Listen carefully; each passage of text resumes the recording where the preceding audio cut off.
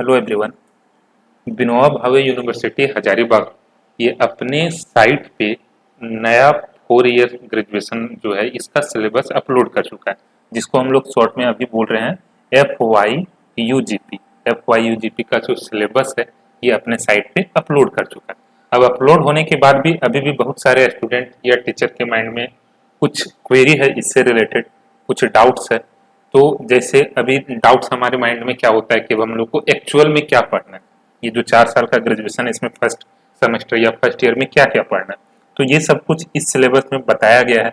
उसके बाद भी बहुत सारा डाउट है जो हमारे माइंड में रह जाता है, जैसे अब एग्जाम पैटर्न क्या होगा, टोटल कितना पेपर हम लोग को पढ़ना है सेमेस्टर 1 में, पूरे ग्रेजुएशन में कितना पेपर पढ़ना है, कब कब एग्जाम होगा, कितने मार्क्स का होगा, कुछ इस टाइप का डाउट जो है अब हमारे माइंड में आना स्टार्ट हो चुका है। और दूसरा चीज ये है कि ये सब पहले जो हमारा होता था पुराने सिस्टम में, तो इसका सॉल्यूशन हम लोग को सीनियर से मिल जाता था, बट अभी ये थोड़ा दिक्कत हो रहा है। तो आज का जो वीडियो है इसमें बेसिकली हम यही सब क्वेरी या जो डाउट्स है इसके ऊपर डिस्कस करने वाले हैं, सिलेबस को समझने वाले हैं और ये सब चीज जानकारी जो है इसको समझने वाले हैं। तो सबसे पहले जो यूनिवर्सिटी अपने साइट पे सिलेबस अपलोड किया है इसको हम लोग देखते हैं, इसी के बेसिस पे हम लोग सब चीज समझेंगे। ये जो फर्स्ट पेज है, ये जो इसका एक मेन पेज है, इसके बेसिस पे हम लोग सब कुछ समझ सकते हैं पूरे ग्रेजुएशन का। और इसी के बेसिस पे जो हम लास्ट वीडियो बनाए थे जिसमें हम सब कुछ एक्सप्लेन किए ग्रेजुएशन से रिलेटेड, न्यू 4 ईयर का जो हमारा ग्रेजुएशन है, 4 साल का ग्रेजुएशन है, इससे रिलेटेड बहुत सारा जानकारी को हम उस वीडियो में शेयर किए, जिसका लिंक इसी वीडियो के डिस्क्रिप्शन बॉक्स में दिया हुआ है। अभी हम लोग कॉमर्स के सिलेबस को समझने से पहले एक चीज हम लोग को ये चीज हम लोग को पता होना चाहिए कि जो VVU है ये बीकॉम के अंडर 2 टाइप का कोर्स ऑफर कर रहा है। एक तो हमारा हो गया अकाउंटिंग एंड फाइनेंस करके, एक बीकॉम के अंदर एक ब्रांच बनाया है अकाउंटिंग एंड फाइनेंस, जिसको ये बोल रहा है ग्रुप बी। एक ये ब्रांच बनाया है बीकॉम के अंदर। दूसरा ब्रांच बनाया है कि अगर कोई स्टूडेंट चाहे तो ग्रुप बी जो है बीकॉम का उसको ज्वाइन कर सकता है, जो हमारा है marketing and management. Marketing and management दोनों में डिफरेंस ये है, ये बेसिकली जो फर्स्ट ग्रुप है इसमें अकाउंटिंग एंड फाइनेंस पे ज्यादा फोकस किया जाएगा, सेकंड जो ग्रुप है उसमें मार्केटिंग और मैनेजमेंट वाले टॉपिक पे ज्यादा फोकस किया जाएगा, उस तरह से सिलेबस डिजाइन किया जाएगा। अभी का जो सिलेबस है ये ग्रुप ए वाले स्टूडेंट के लिए है, जो अकाउंटिंग एंड फाइनेंस वाले सिलेबस को सेलेक्ट कर चुका है। तो सबसे पहले हम लोग एक बार इसको देखते हैं। लास्ट वीडियो में हम लोग ये चीज समझे थे कि हम लोग को जो अभी टोटल ग्रेजुएशन में 39 पेपर पढ़ना है, पूरे 4 ईयर में जो हमारा 8 सेमेस्टर है यहाँ पे टोटल हम लोग को 39 पेपर पढ़ना है। ये 39 पेपर जो हम लोग को पढ़ना है, इसमें से कुछ पेपर जो हमारा है वो कॉमन कोर्स हेड के अंदर आएगा, कुछ पेपर हमारा हो जाएगा इंट्रोडक्टरी कोर्स, कुछ पेपर हमारा होगा इंट्रांशिप प्रोजेक्ट, फिर major paper, minor paper, research courses. तो ये टोटल 6 कैटेगरी में हमारा 39 पेपर जो हम लोग को पढ़ना है, सब्जेक्ट पढ़ना है, वो बटा हुआ है। 39 पेपर जो हम लोग को पढ़ना है ये 6 हेड में बटा हुआ है, हम लोग इस तरह से समझ सकते हैं। अब एक हेड जो हमारा सबसे पहले कॉमन कोर्स के अंदर हम लोग को टोटल 9 पेपर पढ़ना है। कॉमन कोर्स वाला जो हेड है ये टोटल 39 पेपर का हम बात कर रहे हैं, मतलब पूरे ग्रेजुएशन का 4 ईयर में जो हम लोग को टोटल 39 पेपर पढ़ना है, ये 6 ग्रुप में बटा हुआ है। 6 ग्रुप में जो पहला ग्रुप है कॉमन कोर्स का, इसमें 9 पेपर पढ़ना है हर एक स्टूडेंट को। और ये जो 9 पेपर है ये कॉमन है हर एक स्ट्रीम के स्टूडेंट के लिए, हर एक सब्जेक्ट के स्टूडेंट के लिए। इवन झारखंड का जो भी स्टेट यूनिवर्सिटी है सभी को यही सारा पेपर पढ़ना है, सब जगह पे ये कॉमन है। ये 9 पेपर, ये 9 पेपर कौन सा है, ये 9 पेपर जो है इसमें से 3 पेपर हम लोग को पढ़ लेना है सेमेस्टर 1 में, 3 पेपर सेमेस्टर 2 में और 3 पेपर हम लोग को पढ़ना है सेमेस्टर 3 में। सेमेस्टर 1 में हम लोग को पढ़ना है पहला MIL वाला सब्जेक्ट। यहाँ पे जो सेमेस्टर 1 में हम लोग को 3 कॉमन कोर्स पढ़ना है, कॉमन कोर्स का 3 पेपर पढ़ना है। उसमें पहला होगा MIL, दूसरा अंडरस्टैंडिंग इंडिया और तीसरा जो होगा health and wellness and yoga, ये जो हमारा है थर्ड पेपर। ये 3 पेपर हम लोग को कॉमन कोर्स के अंदर पढ़ना है सेमेस्टर 1 में। और 2 पेपर जो हम लोग को पढ़ना है यहाँ पे वो इंट्रोडक्टरी कोर्स हेड के अंदर पढ़ना है और 1 पेपर हम लोग को मेजर पेपर के अंदर पढ़ना है। तो ये हम लोग को टोटल 6 पेपर सेमेस्टर 1 में पढ़ना है। उसके बाद सेमेस्टर 2 में अगर देखें तो यहाँ पे फिर 3 कॉमन कोर्स के अंडर का और फिर इधर हमारा हो गया 2 इंट्रोडक्टरी और 1 मेजर कोर्स। मतलब सेमेस्टर 1 और सेमेस्टर 2 का सिलेबस लगभग मिलता जुलता है, वही सारा हेड के अंदर। कॉमन कोर्स का 3-3 पेपर दोनों में पढ़ना है, इंट्रोडक्टरी कोर्स का 2-2 पेपर और मेजर पेपर का 1-1 पेपर सेमेस्टर 1 और सेमेस्टर 2 में। तो ये हमारा पैटर्न है सिलेबस का। सेमेस्टर 3 में बात करें तो यहाँ पे कॉमन कोर्स 3 पेपर पढ़ना है, ठीक है। तो इस तरह से टोटल 3 इंटू 3 9 पेपर हो गया, जो हम लोग को सेमेस्टर 1 to 3 में पढ़ना था। ये हो गया इंट्रोडक्टरी पेपर, यहाँ पे 1 पढ़ना है, 1 इंट्रांसिव पेपर होगा, 1 मेजर पेपर होगा। तो यहाँ पे फिर हम लोग को टोटल 6 पेपर पढ़ना है, 1 2 3 4 5 और ये 6 हो गया। इसी तरह से सेमेस्टर 4 में हम लोग को 4 पेपर पढ़ना है, 2 3 4, यहाँ पर भी 4 पेपर है, यहाँ पर भी 4 है और यहाँ पर भी 4 पेपर है और सेमेस्टर 8 जो होगा यहाँ पे 5 पेपर है। और टोटल इस तरह से हम लोग को 39 पेपर अभी पढ़ना है। 39 पेपर में जो हमारा कॉमन कोर्स का 9 पेपर है, ये हर एक स्टूडेंट के लिए सेम होगा, कॉमन होगा, इसीलिए इसको कॉमन कोर्सेज बोला गया। इंट्रोडक्टरी कोर्सेज फिर हो गया, और मेजर मतलब जो हम लोग को मेनली पढ़ना है। इंट्रोडक्टरी कोर्स जो हम लोग यहाँ पे 3 पढ़ेंगे, एक सेमेस्टर 1 में, एक सेमेस्टर 2 में, एक सेमेस्टर 3 में, यही 3 में से एक पेपर हमारा माइनर पेपर बन जाएगा, जो हम लोग को सेमेस्टर 4 से पढ़ने स्टार्ट करना है। सेमेस्टर 4 में, 5 में और सेमेस्टर 6 में जो 3 पेपर हम लोग पढ़ेंगे इंट्रोडक्टरी कोर्स का, एक सेमेस्टर 1, दूसरा सेमेस्टर 2 और तीसरा सेमेस्टर 3 में, इसी में से कोई एक पेपर हम लोग को सेलेक्ट कर लेना पड़ेगा माइनर पेपर में के फॉर्म में, जो हम लोग को सेमेस्टर 4, 5 और 6 में पढ़ना होगा। वही चीज यहाँ पे नीचे लिखा गया है। A student has to select 3 subjects for introductory regular courses from a pool of subjects associated with the major offered by the institution. One of the 3 subjects will be continued as minor from semester 4 onwards.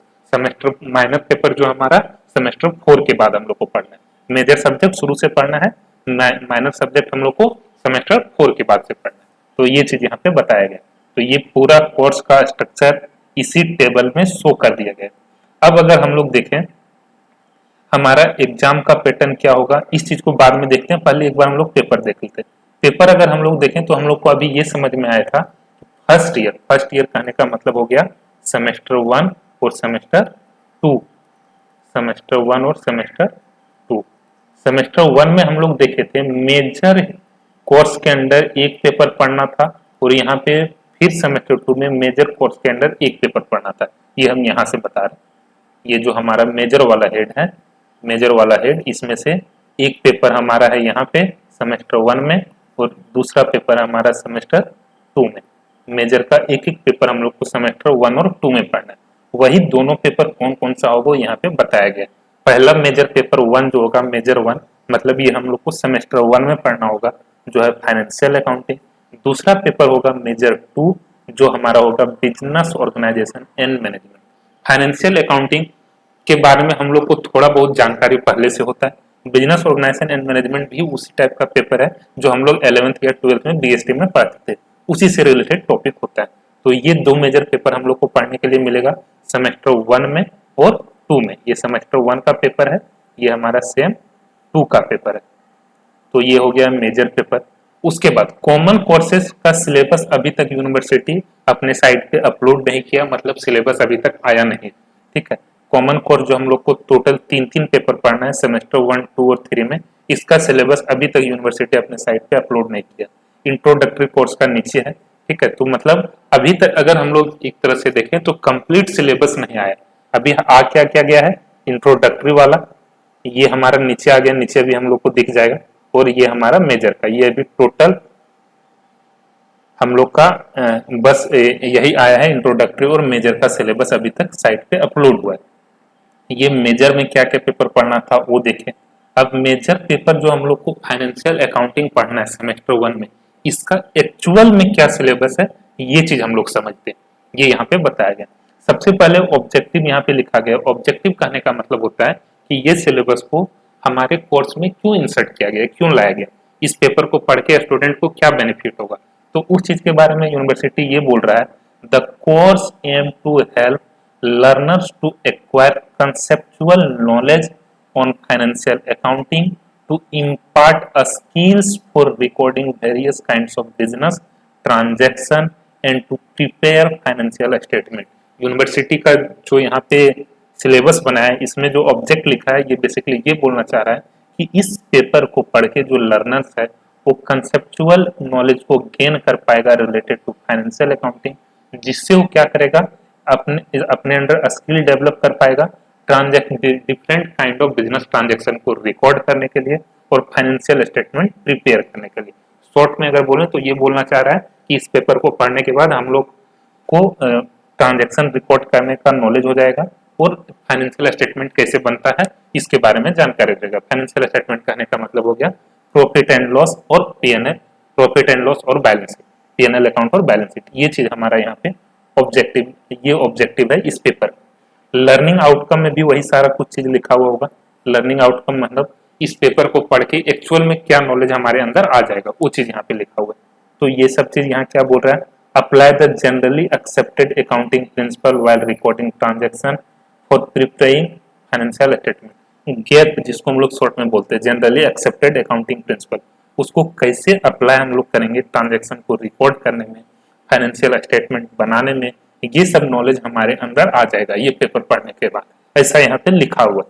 दूसरा बोल रहा है demonstrate accounting process under computerise accounting system. Computerise accounting system कैसे होगा, इसके बारे में ये सब चीज हम लोग को जानकारी हो जाएगा। तो ये सब चीज यहाँ पे बताया गया।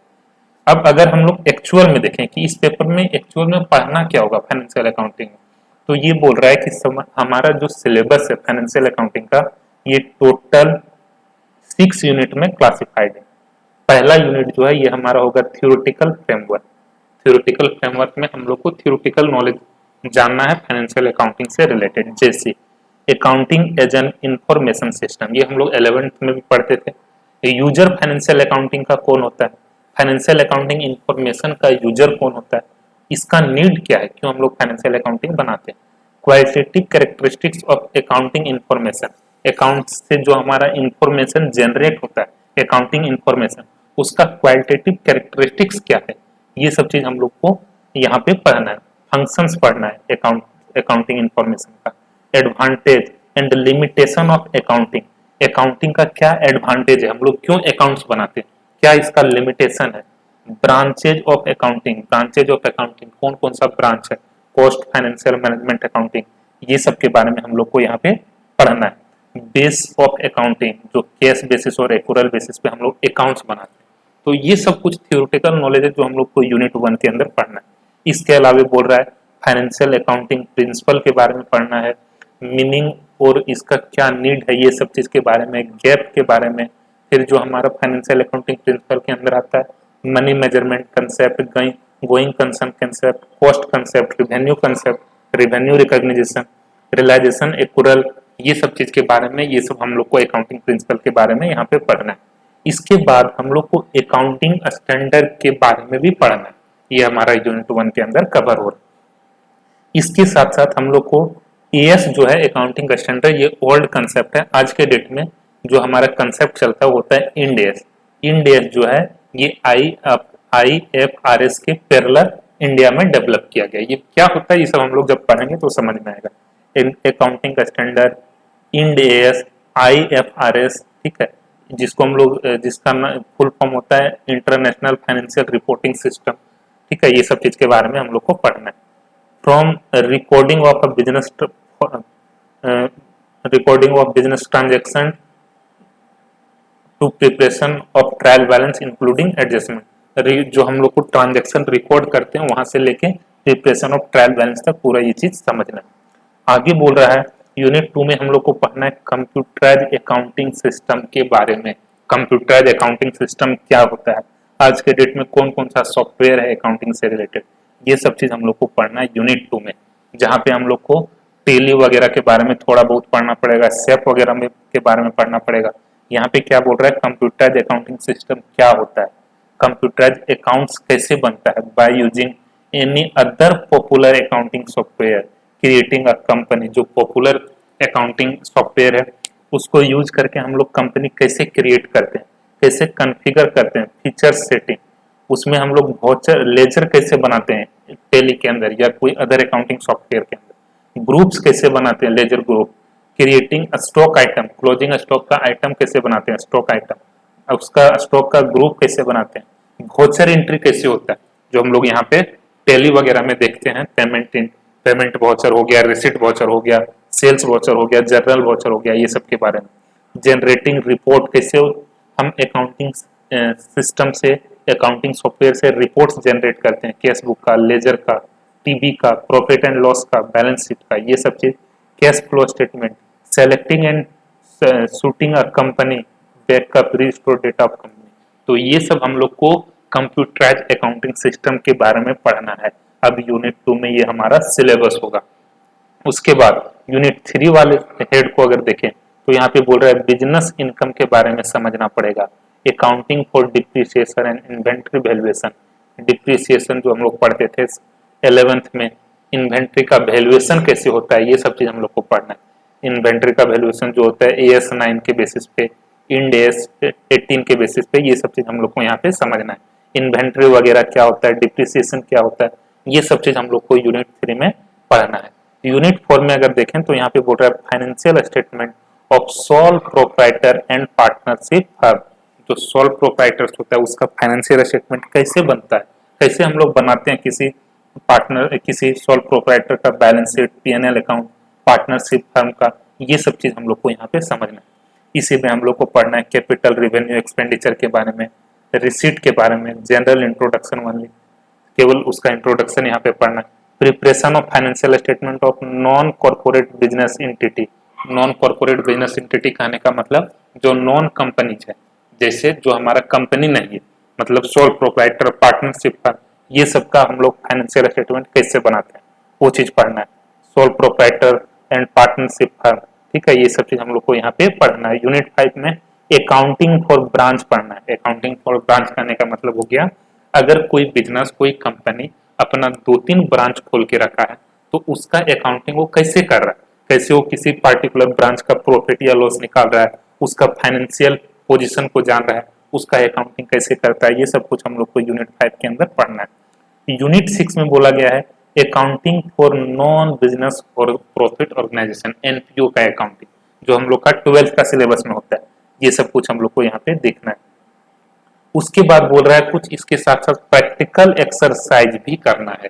इतना पढ़ने के बाद ये सब चीज पुराने सिलेबस में, पुराने पैटर्न में नहीं होता था, प्रैक्टिकल एक्सरसाइज नहीं होता था।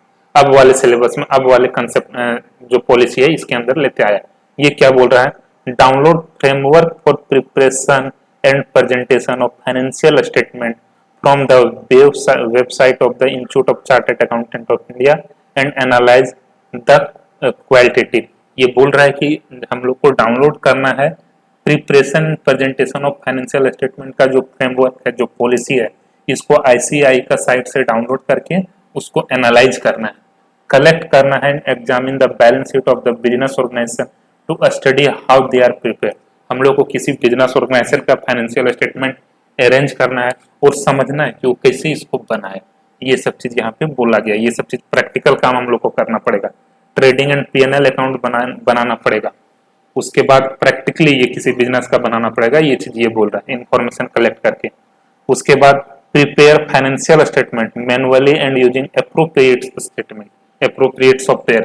फाइनेंशियल स्टेटमेंट हम लोग मैनुअली कैसे बनाते हैं, कैसे ट्रेडिंग अकाउंट बनाते हैं, P&L अकाउंट बनाते हैं, TB बनाते हैं, ट्रायल बैलेंस, बैलेंस शीट, और इसको सॉफ्टवेयर के थ्रू कैसे बनाते हैं, ये सब चीज हम लोग को यहाँ पे प्रैक्टिकल काम करना है। इस चीज पे फोकस किया गया। यही सब चीज नीचे बोला गया, prepare accounts of inland branch, यही सब चीज नीचे दिया गया। एक रिसिप्ट एंड पेमेंट अकाउंट बनाने के लिए बोल रहा है, एक्सपेंडिचर, इनकम एक्सपेंडिचर अकाउंट बनाने के लिए बोल रहा है। उसके बाद कौन कौन सा हमारा सजेस्टेड बुक है ये यहाँ पे दिया गया है, किस राइटर का हम लोग को बुक लेना है। हाउएवर फाइनली एक चीज बता दें, यहाँ पे यूनिवर्सिटी कुछ भी लिख दे, बट प्रैक्टिकल जो हमको समझ में आ रहा है, यहाँ पे 2 ही बुक चलने वाला है, या तो SBPD पब्लिकेशन का बुक या तो साहित्य भवन पब्लिकेशन का बुक। ठीक है, यही 2 बुक चलने वाला है जो हमारा अपना समझ है, इसके बेसिस पे हम बता रहे हैं कि अल्टीमेटली यही 2 बुक यहाँ पे चलेगी। आगे अगर हम लोग देखें, दूसरा जो हमारा सेमेस्टर 2 में मेजर पेपर होने वाला है, मेजर 2, ये हमारा होगा बिजनेस ऑर्गेनाइजेशन एंड मैनेजमेंट। इसमें हम लोग को बिजनेस ऑर्गेनाइजेशन और मैनेजमेंट के बारे में पढ़ना होगा। अभी इसको हम बहुत ज़्यादा एक्सप्लेन नहीं कर रहे हैं क्योंकि ये सेमेस्टर 2 का सिलेबस है और ये वीडियो जो हम बना रहे हैं सेमेस्टर 1 के लिए बना रहे हैं। इसमें मेनली हम लोग को मैनेजमेंट जो बीएसटी पढ़ते थे 11th और 12th में उससे रिलेटेड टॉपिक, उसी टाइप का टॉपिक यहाँ पे मिलेगा।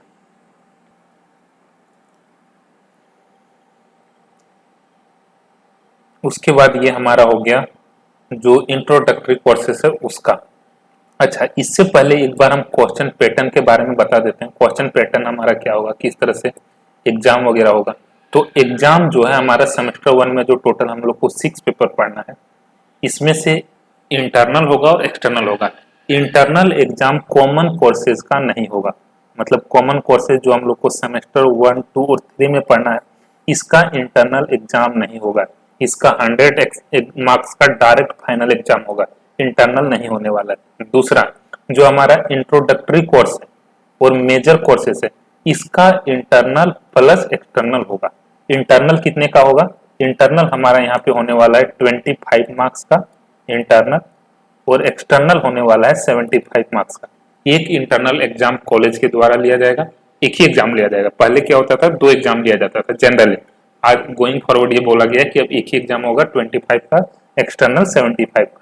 ये इंटरनल जो 25 का, इसमें से 20 नंबर का कॉलेज अपना एग्जाम लेगा, प्लस 5 नंबर अटेंडेंस या तो स्टूडेंट के बिहेवियर पे दे, उस पर डिपेंड करेगा। तो ये 25 प्लस 75 इस टाइप से एग्जाम होने वाला है। अब उसके बाद 25 में से तो 5 का इंटरनल हो गया, 20 का एग्जाम होगा। तो 20 मार्क्स का जो एग्जाम का पैटर्न होगा वो कुछ इस टाइप से होगा। इंटरनल का जो क्वेश्चन आएगा वो इस टाइप से होगा। क्वेश्चन हमारा 2 ग्रुप में बटा हुआ रहेगा, ग्रुप 1 और ग्रुप बी। ग्रुप 1 में क्या बोला गया, group 1 carries very short answer type compulsory question, answer 1 out of 2 of subjective या descriptive question given in group B. Group B में हम लोग को 2 क्वेश्चन का ऑप्शन रहेगा, वहां पे एक ही का आंसर करना है, ये यहाँ पे बोला गया। उसके बाद जो यहाँ पे हमारा था ग्रुप ए में जो पहला क्वेश्चन है ये 5 मार्क्स का होने वाला है और ये हमारा 5 मार्क्स का होने वाला है। ये दोनों ग्रुप ए के अंदर हो गया। ग्रुप ए के अंदर फर्स्ट क्वेश्चन 5 मार्क्स का, सेकंड क्वेश्चन 5 मार्क्स का ये होगा। और ग्रुप बी के अंदर 2 क्वेश्चन दिया जाएगा जहां पे एक क्वेश्चन आंसर करना है और 10 मार्क्स का। तो टोटल इस तरह से 20 मार्क्स का हमारा इंटरनल एग्जाम होने वाला है, 3 क्वेश्चन जिसमें से हम लोग को आंसर करना है। क्वेश्चन नंबर ये जो है ये 5 क्वेश्चन में क्लासिफाइड रहेगा, यहाँ पे जिस तरह से बोला गया। हो सकता है ट्रू फॉल्स वाला दे दे या तो शॉर्ट आंसर टाइप क्वेश्चन दे दे, एक एक नंबर का 5 क्वेश्चन रहेगा। तो इस तरह से हमारा एग्जाम का पैटर्न होने वाला है। इंटरनल का 20 मार्क्स का, 5 मार्क्स का अटेंडेंस या बिहेवियर के बेसिस पे मार्किंग किया जाएगा। फिर यहाँ पे बोल रहा है एक्सटर्नल जो हमारा होगा 75 का, उसका पैटर्न क्या होगा, तो वो भी हमारा 2 पार्ट में क्लासिफाइड रहेगा, ग्रुप ए और ग्रुप बी। ग्रुप ए में हमारा जो क्वेश्चन रहेगा 3 क्वेश्चन रहेगा, क्वेश्चन 1, 2 और 3। क्वेश्चन 1 जो है ये एक एक नंबर का 5 क्वेश्चन पूछेगा, मतलब 5 नंबर। 2 और 3 जो है 2 एंड 3 जो है 5-5 नंबर का होने वाला है, मतलब 10 नंबर। तो टोटल हमारा जो हो गया ये 15 नंबर का हो जाएगा ग्रुप ए, और हमारा जो 60 नंबर है ये हो जाएगा ग्रुप बी में। 60 नंबर का यहाँ पे 15-15 मार्क्स का 4 क्वेश्चन हम लोग को आंसर करना है। तो यहाँ पे 60 नंबर का ये ग्रुप बी में और ग्रुप ए में 15 मार्क्स का, 75 मार्क्स का इस तरह से फाइनल एग्जाम होगा, एक्सटर्नल एग्जाम। ठीक है। उसके बाद जो हमारा 100 मार्क्स का पेपर होगा, मतलब कॉमन कोर्सेस, उसका पैटर्न इस तरह से होगा। ग्रुप ओ भी ग्रुप ए ग्रुप बी में बटा हुआ रहेगा। हर एक एग्जाम का पेपर ग्रुप ए और ग्रुप बी में बटा रहेगा। ग्रुप ए में यहाँ पे 3 क्वेश्चन हम लोग को दिया जाएगा। क्वेश्चन नंबर 1 10 नंबर का रहेगा, 2 और 3 5-5 मार्क्स का होने वाला है, टोटल 20 मार्क्स का। और ग्रुप बी 80 मार्क्स का, तो ये टोटल हमारा 100 मार्क्स का एग्जाम पैटर्न हमारा इस तरह से रहेगा। इस तरह से क्वेश्चन आने वाला फाइनली एग्जाम में, internal as well as external में। तो ये हमारा एग्जाम पैटर्न था। अब हम लोग देख लेते हैं एक बार इंट्रोडक्टरी पेपर को।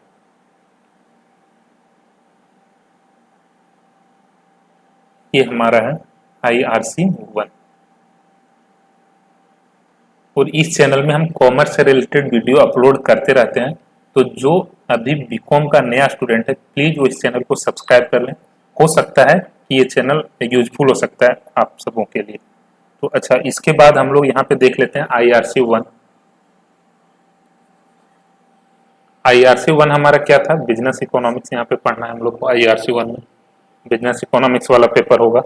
इसमें बिजनेस इकोनॉमिक्स मतलब हो गया इकोनॉमिक्स, मेनली हम लोग को यहाँ इकोनॉमिक्स के बारे में पढ़ना है। इसमें क्या क्या पढ़ना पड़ेगा, बेसिक कंसेप्ट के बारे में यूनिट 1, यूनिट 2 में कंज्यूमर बिहेवियर के बारे में जो हम लोग 12th में भी पढ़ते हैं, प्रोडक्शन एंड कॉस्ट फंक्शन के बारे में, और उसके बाद ये 3 यूनिट में हमारा IRC 1 का हमारा सिलेबस बटा हुआ रहेगा।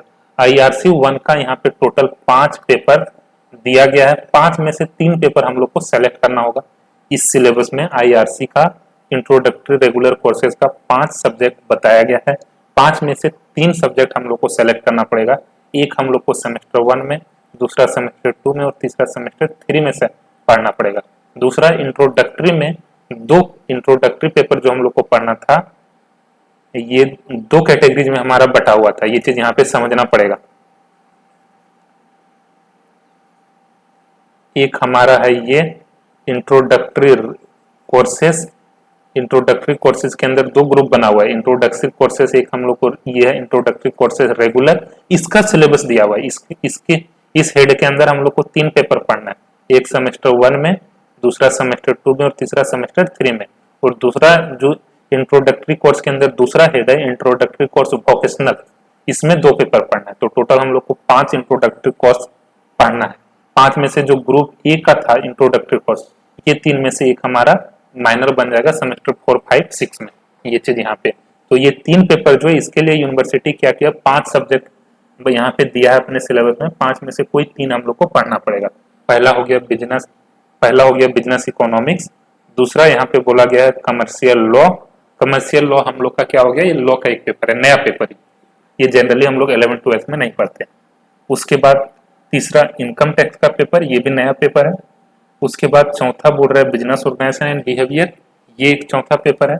और 5वां पेपर बोल रहा है प्रिंसिपल ऑफ मार्केटिंग मैनेजमेंट। तो ये 5 पेपर में से कोई भी 3 पेपर हम लोग को सेलेक्ट करना है, एक सेमेस्टर 1 में, दूसरे सेमेस्टर 2 में और तीसरा सेमेस्टर 3 में। इस तरह से सिलेबस बनाया गया है। तो ये था सिलेबस सेमेस्टर 1 का। इसमें से ये सारे टॉपिक को अभी हम बहुत ज्यादा डील नहीं कर रहे हैं, क्योंकि ये डिपेंड करता है कौन सा स्टूडेंट कौन सा सब्जेक्ट सेलेक्ट कर रहा है। अगर किसी को ऐसा जरूरत हो, जानना चाह रहा है और भी डिटेल में, तो कमेंट बॉक्स में कमेंट करें। हम कोशिश करेंगे ये सबसे रिलेटेड वीडियो फिर से बना देने का। Thank you, thanks for watching this video.